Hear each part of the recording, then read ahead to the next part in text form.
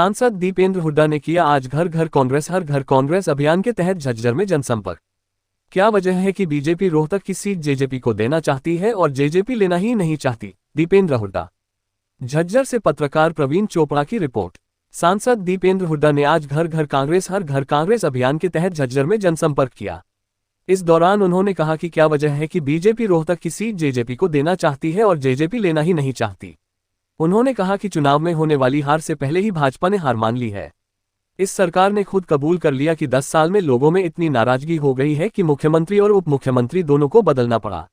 BJP समझती है कि उसने मनोहर लाल को मुख्यमंत्री पद से हटाकर बड़ा तीर मारा है, तो ये उसकी गलतफहमी है। हकीकत यह है कि प्रदेश की जनता अकेले मनोहर लाल से नहीं, पूरी भाजपा से ही नाराज है और उसने हरियाणा में कांग्रेस सरकार बनाने का मन बना लिया है।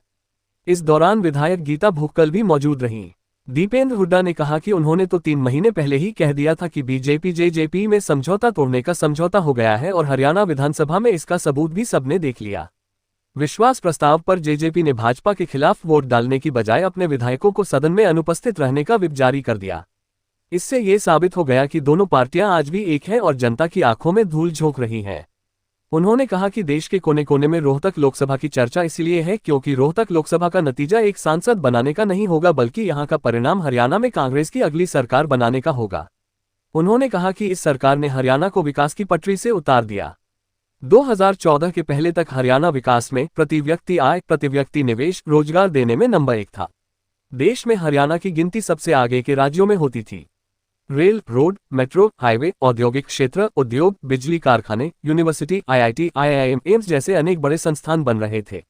लेकिन 10 साल की बीजेपी सरकार के बाद हरियाणा विकास में 17वें नंबर पर और बेरोजगारी, भ्रष्टाचार, अपराध, नशा, महंगाई में नंबर 1 पर पहुंच गया। पिछले 5 साल में बीजेपी जेजेपी ने केवल भ्रष्टाचार और प्रदेश को लूटने का काम किया। प्रदेश की ध्वस्त कानून व्यवस्था का ये आलम है कि 2004 से पहले चौटाला राज में जेलों से फिरौती मांगी जाती थी, लेकिन आज भाजपा राज में विदेशों में बैठकर फिरौतियां मांगी जा रही है। रोज कहीं न कहीं गोलियां चल रही हैं। हरियाणा हत्या दर में नंबर 2 पर पहुंच गया। पेपर लीक, परीक्षा रद्द और भर्ती घोटालों ने युवाओं का भविष्य चौपट कर दिया।